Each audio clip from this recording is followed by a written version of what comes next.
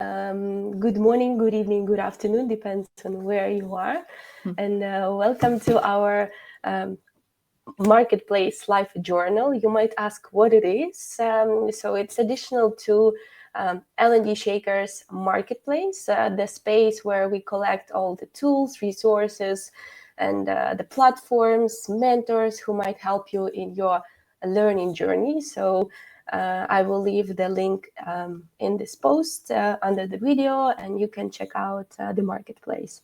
And in the live journal, we speak with people who stay behind the scene of all those services and platforms in order to get to know them a bit better and introduce them to you. So, and today is a beautiful winter day, but you can already feel the fresh smell of spring, and it's a perfect opportunity to start to have a fresh start of our live journal in 2024.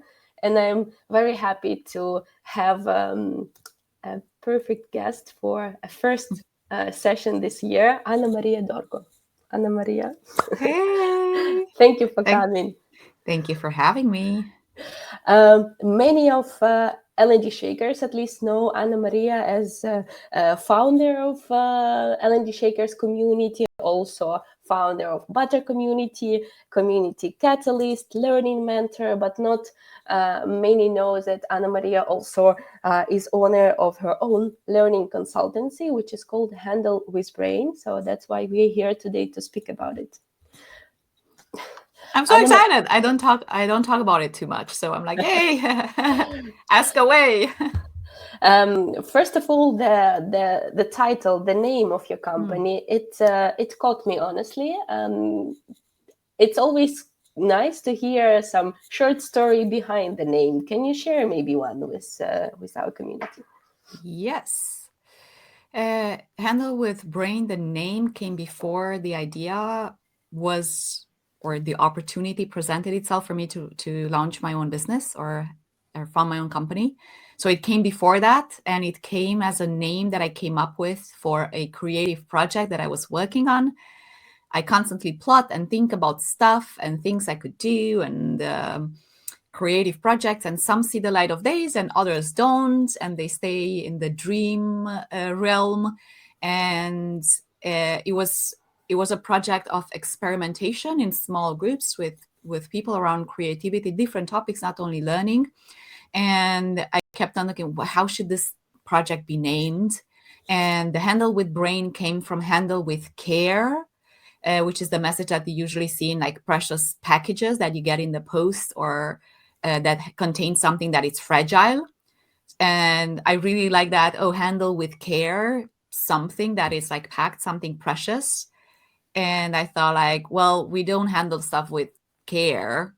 We handle them with the brain, because it was a project around learning and people and community. So and then when I launched my company, I was like, what should I call it? And I couldn't like think away from that handle with brain thing. So that's kind of how the name came to be, to name my own company Handle with Brain. I think it's very fitting because I do learning and community consulting, so it fits. Cool. It feels like the name came to you by itself. Yeah, exactly. And long before that, probably a year before I actually launched my company. And talking about the services you provide, what is the most valuable thing you find in your services? So I'm constantly in the refining mode of that process. And now, where I am now, if people ask me, what do you do with Handle with Brain? I tell them that I do 3 things really well. One is community consultancy in any shape or form. And my soft spot is communities of practice internally within companies for employees. The second thing is learning experience design in a creative, engaging, human-centered, and always with a touch of collaboration and co-creation with the people I'm designing it for. The third part is facilitation. I facilitate workshops, again, any shape or form, strategy sessions, alignment, brainstorming, etc. So those are my services. And what's special about them? I don't know. For you, Me, at least. Yeah. me, the fact that it's definitely not something that is so unique inside in the world.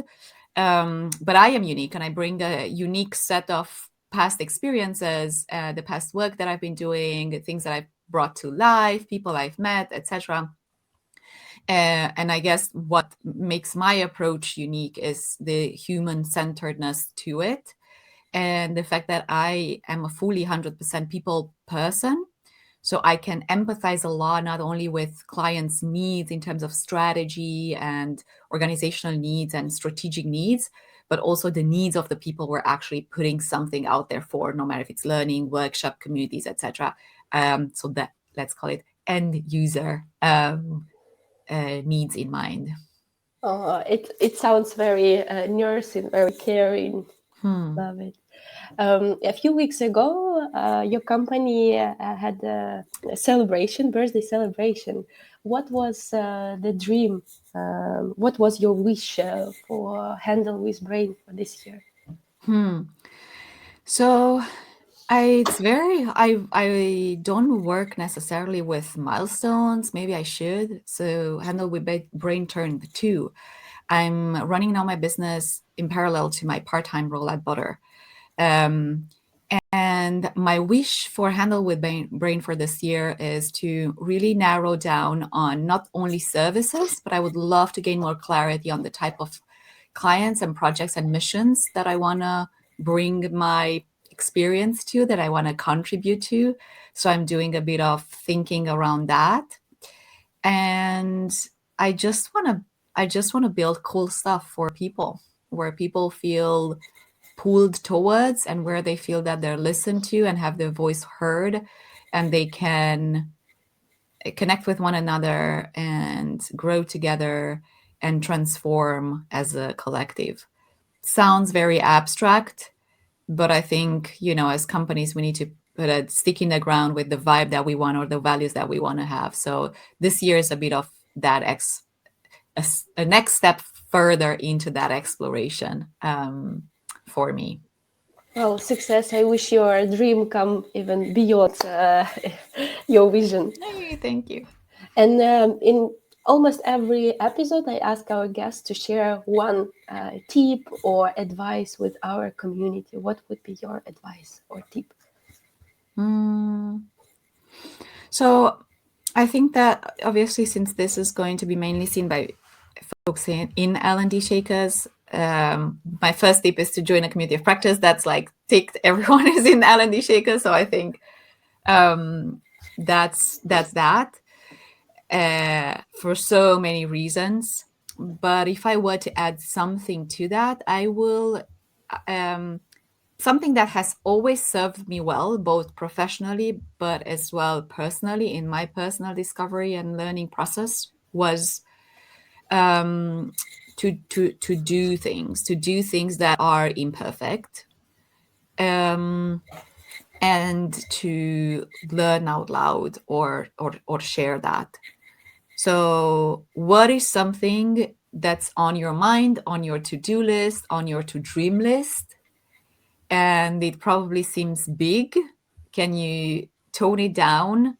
And what would be that minimum next step you could do next week? Put something out there, talk to someone, pitch it to someone, and talk about that process, with your community, with your network, social network, pick a platform of your choosing. And I think that so many great things are escalating from that moment on. When you start to do stuff, put something out there and talk about that, only good things can come of that combination. Yeah, absolutely agree. And Anamaria, I also follow your advice you gave me 2 years ago. I think you gave it to all community, the ways you can contribute to the community, either be passive participant or active. And from my own experience, I can definitely agree that once you do the first step, so many great things happen and attract to your professional life. Yay! Yes. Thank you. Thank you for being here today, guys. stay tuned, be with us for the next episode, and don't forget to connect with Anamaria, and yeah, call to action. Yeah, thank you for having me. This was great. Bye.